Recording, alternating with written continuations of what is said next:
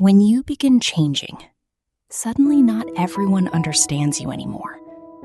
Before this video begins, I want you to comment healing, not for the algorithm, but as a quiet promise to yourself that you're choosing to heal, even if it hurts. Because there's a kind of loneliness no one prepares you for. Not the loneliness of being alone, but the loneliness of becoming someone new. Healing sounds beautiful when people talk about it online, but in reality, healing is grieving versions of yourself that once helped you survive.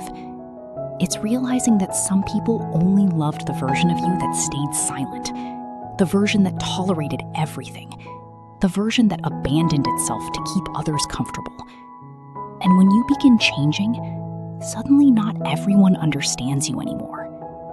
Carl Jung once said, "Until you make the unconscious conscious, it will direct your life, and you will call it fate." Most of us spend years repeating the same pain, attracting the same situations, hurting in the same ways, without realizing our unhealed wounds are quietly controlling us. Healing forces you to face parts of yourself you spent years avoiding. Your fears, your anger, your loneliness, your shadow. And that's why healing feels lonely, because not everyone is willing to meet themselves deeply. And once you start becoming aware, you can no longer pretend not to see the truth. Sometimes healing means outgrowing people. Sometimes it means sitting alone with your thoughts. Sometimes it means choosing peace over attachment. But maybe loneliness is not punishment. Maybe it's transformation.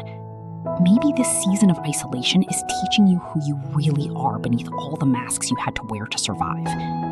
So if you're currently in that phase of becoming, I hope you remember this. You are not falling apart.